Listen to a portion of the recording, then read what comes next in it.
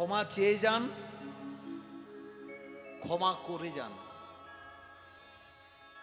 সব সময় মনে রাখবেন আমরা নিত্য কৃষ্ণ দাস। কাম কৃষ্ণ কর্মার্পণে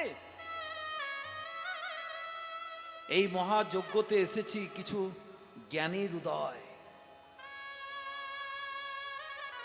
কীর্তনিয়া বলছে না, মহাজন বলছেন ক্ষমা চাও, ক্ষমা করো।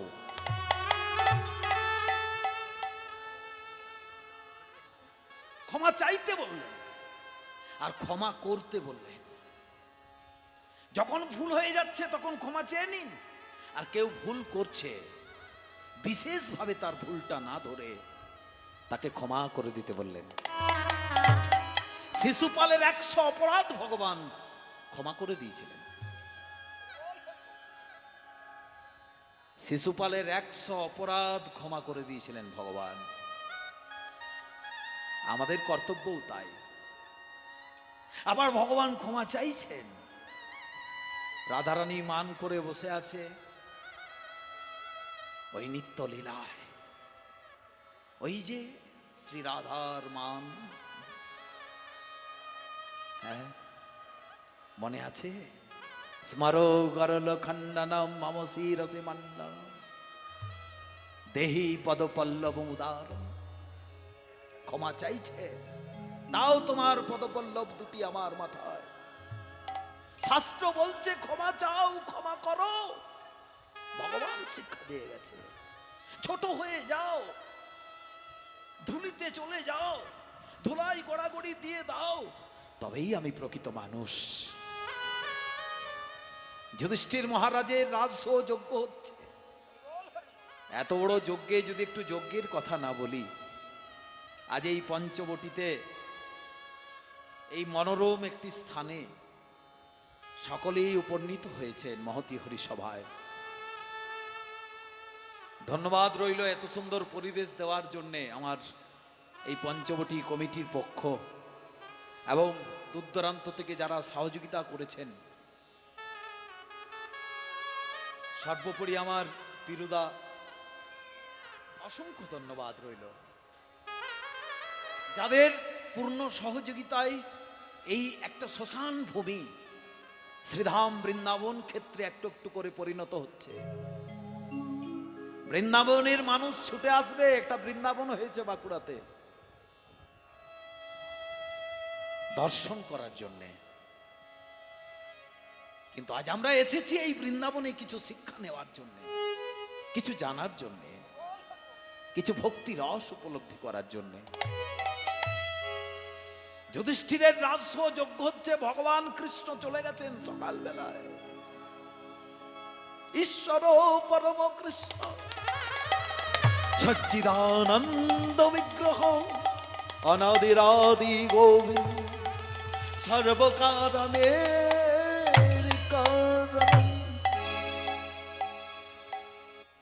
যুধিষ্ঠির মহারাজ রাজস্ব যজ্ঞ করছে।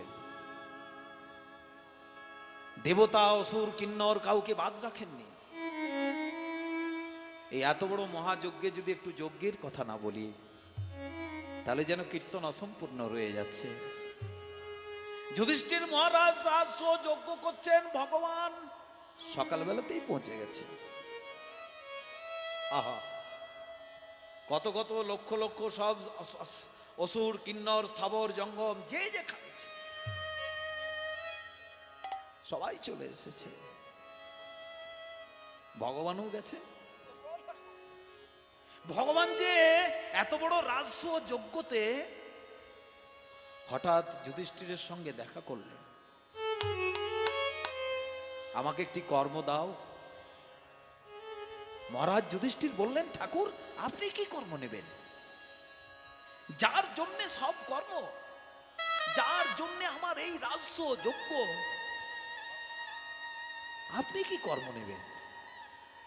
আমি জানি যুধিষ্ঠির তুমি দিতে পারবে না, তোমার এই রাজস্ব যজ্ঞে আমি কর্ম নিয়ে নিয়েছি। হ্যাঁ, কি কর্ম ঠাকুর? বলছে এই যে এত অতীত ফকির ব্রাহ্মণ বৈষ্ণব আসবে, তাদের চরণকে ধোয়াবে।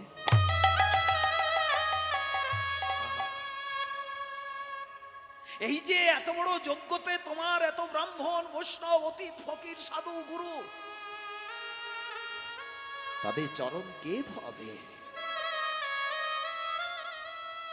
থাক, আমি চলে এসেছি, আর কাউকে ডাকতে হবে না। ভগবান কৃষ্ণ এসে বলছেন যুধিষ্ঠির মহারাজকে, আমি চলে এসেছি,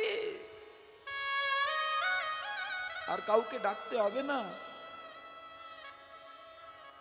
বিগলিত ধারায় যুধিষ্ঠির কাঁদছে, অর্জুন কাঁদছে, ভীম কাঁদছে, নকুল সহদেব কাঁদছে, আর ভগবানের উপরে কথা বলা যাবে না, ভগবানের উপরে কেউ কথা বলতে পারবে না।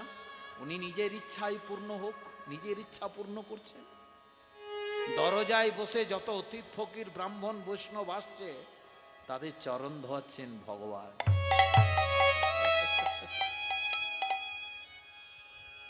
যিনি সৃষ্টি স্থিতি লয়ের মালিক, যিনি পূর্ণ ব্রহ্ম নারায়ণ, যিনি মর্যাদা পুরুষোত্তম রাম, দাপরে যিনি কৃষ্ণস্তু স্বয়ং ভগবান, আজ তিনি দরজায় বসে অতীত ফকিরের চরণ ধোয়াচ্ছে। আর দেখতে দেখতে বিকেল হয়ে গেল। বাবা মহাদেবের কোথায় নেমন্তন্ন, কোথায় গাঁজা খেয়ে পড়েছিল, নেমন্তন্ন মনে নেই। ছুটতে ছুটতে পার্বতী যে বলছে, মহাদেব মহাদেব। কি হলো পার্বতী? যুধিষ্ঠিরের ঘরে নেমন্তন্ন আছে, যাবেন না?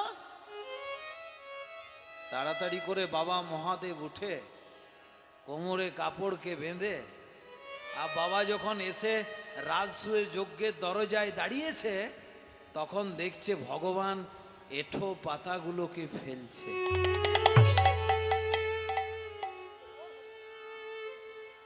সেবা হয়েছে, পূর্ণব্রহ্ম নারায়ণ আমার গোবিন্দ এঁঠো পাতাগুলিকে ফেলছে। মহাদেব ঢুকতে যাচ্ছে, পার্বতী এ কি, ভগবান এঁঠো পাতা ফেলছে? নিতাই গৌর হরি বল। পার্বতী চলো, ঘুরে পালিয়ে চলো। ভগবানই এঁঠো পাতা ফেলছেন, আর কি চলো। বাবা মহাদেব এই সব দেখে যখন চলে যাচ্ছেন, পিছন থেকে পার্বতী বললেন, দাঁড়ান।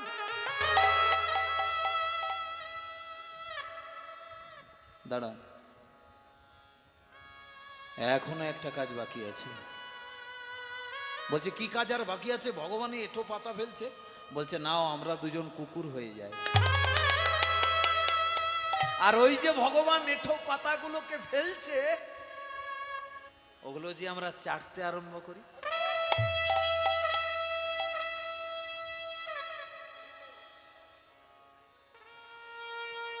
এখন কাউকে বলুন তো একটু পাতাগুলো ফেলে দে। বলছে আমি গ্রাজুয়েট, আমি মালিক, আমার ধন আছে, আমার দৌলত আছে। যিনি সর্বধনের ধনী, যিনি সৃষ্টি স্থিতি লয়ের মালিক, তিনি এঁঠো পাতাগুলোকে ফেলছে। মহাদেব কুকুর হয়ে পাতাগুলোকে চাটছে, কুকুর হয়ে গেছে। পার্বতী বলছে এর ফল কি? না, একে ব্রাহ্মণ বৈষ্ণবের প্রসাদ। তারপর ভগবান হাতে করে ফেলছে মহাপ্রসাদ। নিতাই গৌর হরি হরি বল। এই কি তোমার লীলা দয়া, এই কি তোমার, এই কি তোমার লীলা দয়া, এই কি তোমার লীলা দয়া, এই কি তোমার লীলা। হে দয়াময়। শেষ বেলায় যখন পাথরগুলো ফেল দেখছে দুটো কুকুর দাঁড়িয়ে আছে। চমকে উঠলেন ভগবান, কে কে? দেখছে দুটো কুকুর পাতা চাটছে, এতক্ষণ তো ছিল না, কে? সঙ্গে সঙ্গে অন্তর্যামী দেখে নিলেন অন্তর্মুদে, ও মহাদেব আর পার্বতী। হর পার্বতী, স্বরূপ দেখাও, স্বরূপ দেখাও মহাদেব, স্বরূপ দেখাও। সঙ্গে সঙ্গে মহাদেব দেখালেন হর পার্বতীর রূপে দাঁড়িয়ে। মহাদেব, তুমি কুকুর হয়ে গেলে? বলছে, ঠাকুর যদি পাতা ফেলতে পারে তা আমি কেন কুকুর হতে পারবো না? তাই গৌর হরি। এই কি তোমার লীলা দয়া,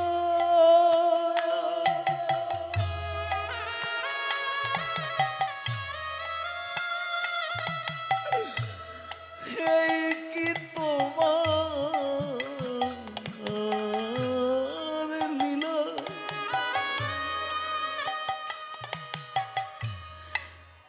যে জন কাঁদে কাঁদাও তাদের, এই কি তোমার লীলা দয়া, এই কি তোমার লীলা, এই কি তোমার লীলা দয়া।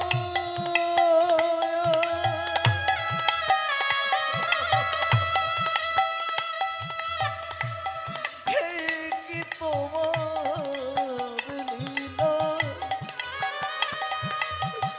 যে জন কাঁদে কাঁদাও তাদের, এই কি তোমার লীলা দয়া, এই কি তোমার লীলা। মহাদেব,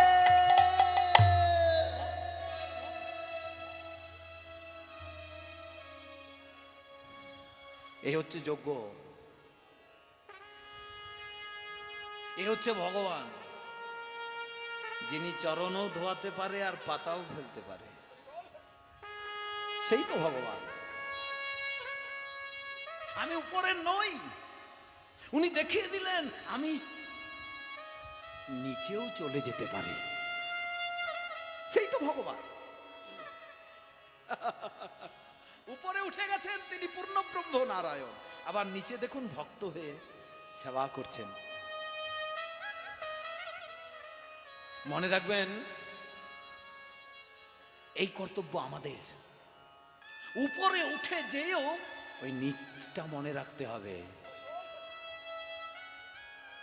আমাদিকে ভগবান কৃপা করে দেন, উপরে উঠে যায়, ওনারই কৃপা।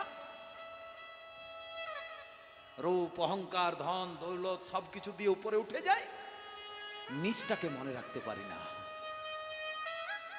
কিন্তু একদিন যে ওই উপর থেকে নিচেই টেনে নামাবে, আর ওই বালিটার উপরে 3.5 হাতের একটা ঘর হবে, তাতে চাপিয়ে একটা বড় বাঁশ দিয়ে বলবে, বলো হরি, বলো হরি, এই কি তোমার লীলা দয়া, এই কি তোমার লীলা,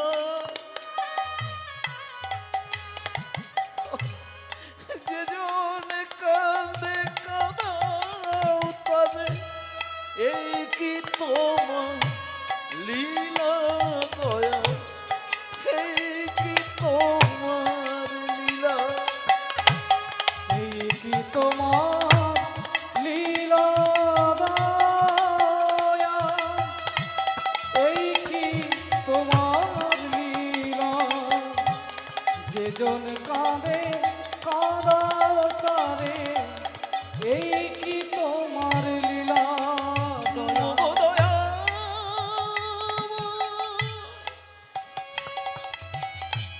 এইখান থেকে মহাদেব স্বীকার করে নিলেন, দূর আর কাশী বেনারসে যাবই না, আর কাশী ছেড়ে দিলেন, আজ থেকে আর যাবই না কাশী। ওই সোনার কাশীতে অহংকার আছে, বড় বড় দোতলা বাড়ি, ঘর বাড়ি আমার আছে, এগুলো তো এক করে দিয়ে পার্বতীকে বললো আজ থেকে চলো আমরা শ্মশানেই চলে যাই। এই শিব হলেন শ্মশানবাসী। পার্বতী বলছে হ্যাঁ গো, কোথায় যাচ্ছ? বলছে যেখানে বেশি হরিনাম শুনতে পাবো। ভগবান দেখুন পাতা ফেলছে, ভগবান চরণ ধোয়াচ্ছে, চলো না ওই মণিকর্ণিকার ঘাটে আমরাও গিয়ে বসে দিই, ওখানে একবারও হরিনাম শুনতে পাবো। তাহলে ওই ছাই ভস্যগুলো মাখলে আমাদেরও যদি কোনোদিন ভগবানের মতো ভাব আসে। এটা বলছেন দেবাদিদেব মহাদেব, যিনি দেবেরও আদি দেব, তিনি আরো ছোট হতে চাইছেন। যিনি পরম বৈষ্ণব, পৃথিবীতে 12 জন বৈষ্ণবের মধ্যে শ্রেষ্ঠ বৈষ্ণব হলেন মহাদেব, তিনি এই কথা বলছেন। আমাদের কর্তব্য হচ্ছে একবারে ত্রিনাদপি শুনিছেন তররিব শৈষ্য। ঘাসের নিচে থাকে মাটি, আমাদেরও হয়ে যেতে হবে মাটি।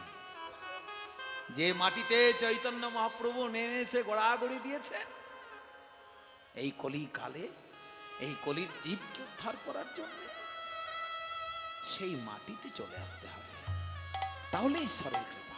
আমি কেউ নই, আমি তার দাস। নিঃশ্বাসে বিশ্বাস নেই, কখন যে নিঃশ্বাসটুকু কেড়ে নেবে আমি হয়ে যাব সব দেহ। এই অহংকার গুলোকে ত্যাগ করে দিয়ে আসুন আমরা ওই দেখুন ওই সুরধ্বনি গঙ্গার তীরে দাঁড়িয়ে আছে আমার চৈতন্য মহাপ্রভু। ওই তরি নয়ে দাঁড়িয়ে আছে ওই কলির জীবকে পার হওয়ার জন্য। কারণ আজকে গান হচ্ছে নৌকা বিলাস, আজকে নৌকা বিলাস, আজকের লীলা হচ্ছে নৌকা বিলাস। কে যাবি কে যাবি রে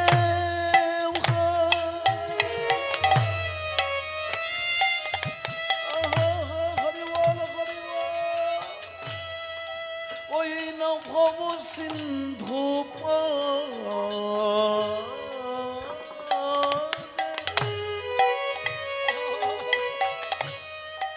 ধন্য ধন্য কলি যুগ শ্রী চৈতন্য অবতারে, শ্রী চৈতন্য অবতারে। কে যাবি কে যাবি রে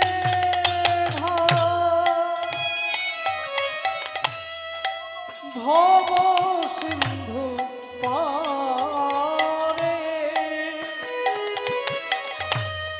ধন্য ধন্য কলি যুগ শ্রী চৈতন্য অবতারে, চৈতন্য অবতারে।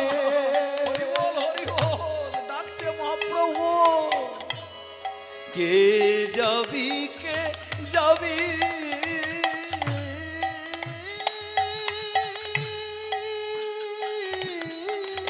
রে ভাই। হরি বল। ওই নভব সিন্ধু পরে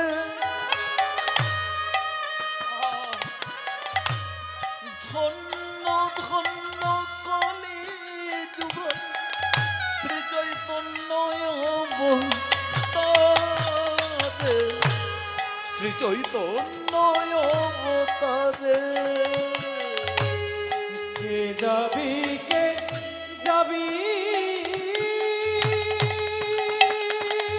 রে ভাই ভব সিন্ধু পারে। ধন্য ধন্য কলি যুগ শ্রী চৈতন্য অবতারে, চৈতন্য অবতারে। ভব সিন্ধু পারে দাঁড়িয়ে আছে ধন্য কলি যুগ ধন্য। ধন্য কলি যুগ ধন্য ধন্য কলি যুগ ধন্য,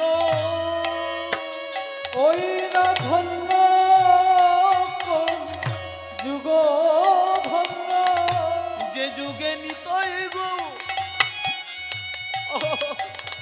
আমার অবতীর্ণ, ধন্য কলি যুগ ধন্য, যে যুগে নিতাই গৌ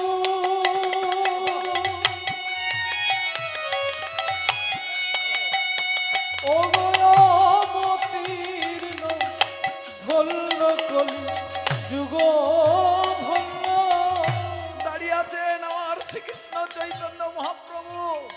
কে যাবি রে ভাই ভব সিন্ধু পারে, ধন্য ধন্য কলিযুগ শ্রী চৈতন্য অবতারে, ধন্য কলি। ঘাটে দাঁড়িয়ে আছে মহাপ্রভু, যে ঘাটে সবাইকে পেরোতে হবে। হরিবল হরিবল, ধন্য কলিযুগ ধন্য, ধন্য কলি যুগ ধন্য, যে যুগে নিতাই গো অবতীর্ণ, ধন্য কলি আমার যুগ ধন্য, যে যুগে নিতাই গৌ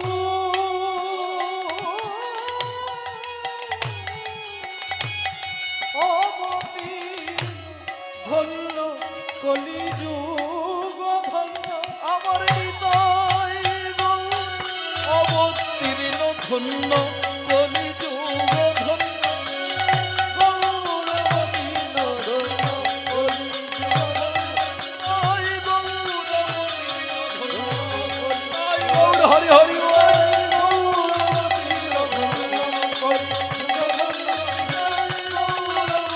যুগ ধন্য।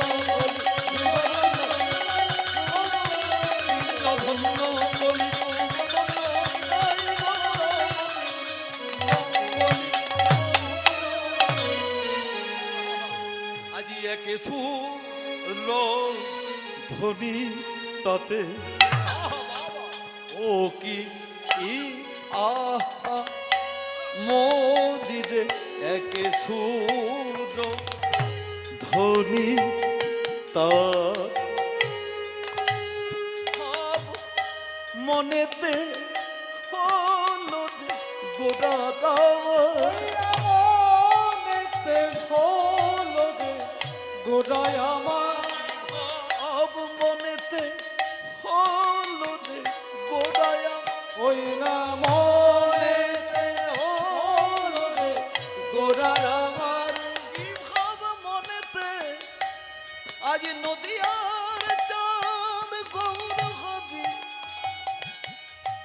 ওই সুরধ্বনি গঙ্গার তীরে আজ হরি নামের তরি, গুরু রূপ কান্ডারি দাঁড়িয়ে আছে আমার গৌর হরি, হরি নামের তরি। তরি কোথায় পাবে? হরি নামের তরি আজ গুরু রূপ কান্ডারি, কিভাবে হৃদয় হলো উদয় হলো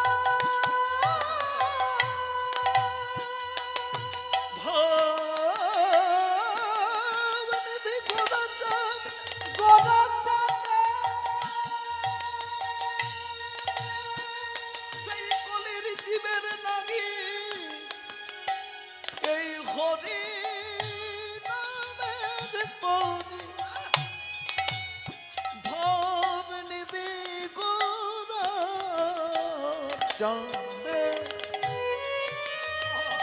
সেই বৃন্দাবন নৌকা বিলাস মনে কোতে গোরার আমার কি ভাব মনেতে হলো রে গোরার আমার কি ভাব, মনেতে হলো রে গোড়ার আমার। কি ভাব মনেতে হলো রে গোড়ার আমার।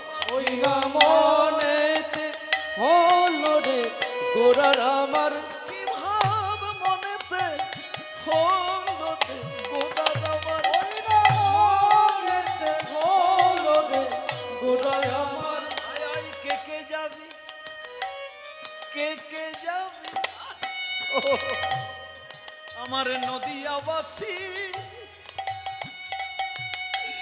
ও গো আমার কলির জীব গোনাদাকে। সবাই কি যেতে পারলো? হরিনামের তরিতে সবাই কি চাপতে পারলো?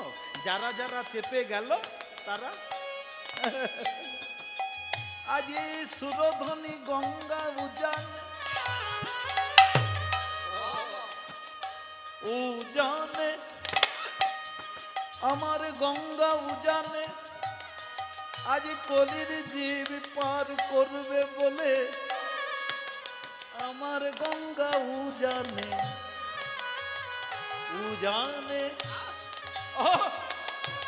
এই ভাব কেউ জানে না, উজানে উজান এই ভাব উজান, উজানে নয়, উজানে নয়, উজান এই ভাব উজানে, উজানে এই ভাব উজানে, উজানে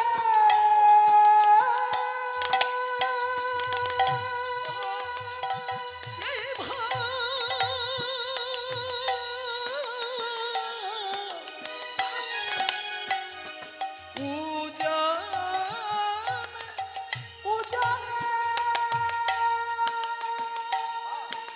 এই টপের কীর্তন এখন আর পাবেন না বাবা, এই হাই পিচের গান এখন পাবেন না। এখন সব ক্লাসিক্যাল কীর্তন করে চলে যাচ্ছে আর নেচে দিচ্ছে, খুব নাচ কীর্তনে, কীর্তনে রাস নৃত্যে নাচ আছে, কিন্তু নৃত্য কোথায়? ভাব দেখুন, এই ভাব জানে কেউ জানে না কেউ বোঝে, এই ভাব কেউ বোঝে কেউ জানে, কেউ জানে এই ভাব কেউ জানে না, ইউ জানে আমার গৌর হরি পার করবে বল। আস্তে, রাম লক্ষণ সীতা বনবাসে যেতে যেতে তাদের একটা নদী পড়ে গেছে, উজানে তার যেতে যেতে তাদের একটা নদী পড়ে গেছে। নদী যখন পড়ে গেছে তা সেই নদীতে একজন ক্যাওট নৌকা নিয়ে দাঁড়িয়ে আছে। রামচন্দ্র যাওয়ার পর বললেন যে ক্যাওট আমাকে নদীটা পার করে দাও। ক্যাওট বলল, প্রভু আমি পার করতে পারি, কিন্তু আপনার চরণগুলো ধুতে দিতে হবে। আহা, ক্যাওট বলছে আপনার চরণগুলো ধুতে দিতে হবে। রাম বলছে তুমি নৌকাতে করে পার করবে, তা আমার চরণগুলো ধুয়ে কি করবে? ক্যাওট বলছে প্রভু ওই চরণের ধুলা কোন পাথরে লেগে গিয়ে পাথরটা নারী হয়ে গিয়েছিল, ওই ধুলা লেগে পাষাণ উদ্ধার হয়ে গিয়েছিল। আমি গরিব মানুষ ঠাকুর, আমার নৌকাটার যদি কিছু হয়ে যায় মরে যাব, আপনার চরণগুলো ধুতে দিতে হবে। সীতা বলছে রামকে, বলছে দাও না, কেওট গরিব মানুষ নৌকা চালায়, যখন চরণগুলো ধোয়ে বলছে তখন দাও না, চরণগুলো ধোক। কেওট করলো কি, রামচন্দ্রের চরণ ধোয়ালেন, সীতা লক্ষণের চরণ ধোয়ালেন, আর ধুইয়ে নৌকাতে চাপিয়া যখন নদীটা পার করে দিল, তখন রাম সীতাকে বলছে কিছু দাও, রাম সীতাকে বলছে কিছু দাও।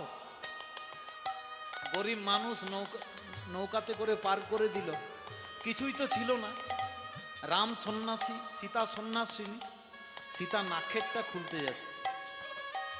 তাই যখন নাখেরটা খুলতে যাচ্ছে তখন কেওট বলছে ঠাকুর দিতে হবে না। বলছে কেন? নেকি ব্যবসা करने वाले लोग आपस में लेन देन नहीं करते हैं। একই ব্যবসার দুজন লোক নিজেদের মধ্যে লেনদেন করে না। রাম কেওটকে বলছে তোমার আর আমার ব্যবসা এক কি করে? বলছে ঠাকুর আপনিও পার করেন আর আমিও পার করি। নিতাই গো, দিতে হবে না ঠাকুর, আপনি বড় নদীটা করেন আর আমি ছোটটা। যদি আপনার নদীতে আমি কোনোদিন আসি আমাকেও পার করে দেবে। তাই ভব পারের কান্ডারির ভাব কে জানে, কে জানে ভগবান।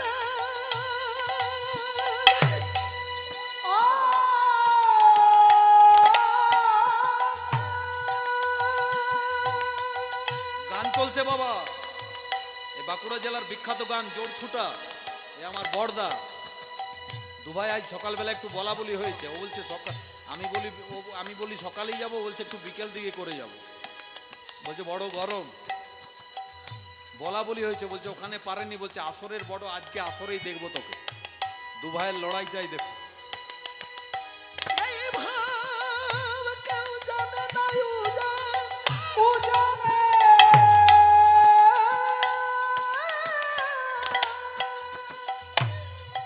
এই ভাব কেউ জানে না উজান, জানে ভবনী রে গৌরামা, পুরবের ভাব মনে কর, ওই ভবন নদী করবে বলে। সেই যে কাউট বলেছিল যদি আপনার নদীতে কোনোদিন আমি আসি আমাকেও পার করে দেবে। আজ কিছু দেওয়ার দরকার নেই, আমি পার করলাম, আপনিও পার করবেন। সেই দিন আজ ভবনিধি, সেই রাম কৃষ্ণ, সেই কৃষ্ণ আজ শ্রীকৃষ্ণ চৈতন্য মহাপ্রভু। ভাব মনেতে হলো গোরারাম, মনেতে হলো রে গোরার আমার, কি ভাব মনেতে হলো গোরারাম। ওই না মনেতে হলো রে গোরার আমার, মনেতে হলো ধনে হৃদয় মনেতে হলো রে গোরার আমার, মনেতে হলো রে গোরার আমার, মনেতে হলো রে গোরার আমার, মনেতে হলো গোরার আমার, মনেতে হলো রে গোরার আমার। ওরে নদাই গৌর হলো বলে ভাব মনেতে, ওরে এখন আমি নদাই গৌর বলে মনে নাই, এখন আমি নদাই গৌর বলে মনে নাই। এখন আমি নদাই গৌর বলে মনে নাই, এখন আমি নদাই গৌর বলে মনে নাই, এখন আমি নদাই গৌর বলে মনে নাই, এখন আমি নদাই গৌর বলে মনে নাই, এখন আমি নদাই গৌর বলে মনে নাই, এখন আমি নদাই গৌর বলে মনে নাই, এখন আমি নদাই গৌর বলে মনে, নদাই গৌর বলে মনে নাই, আমি নদাই গৌর বলে মনে, নদাই গৌর বলে মনে নাই, আমি নদাই গৌর বলে মনে, আমি নদাই গৌর বলে মনে, আমি নদাই গৌর বলে মনে নাই, আমি নদাই গৌর বলে মনে নাই, আমি নদাই গৌর বলে মনে নাই। এখন আমি নদাই গৌর বলে না। বড় গরম বাবা, ছটফট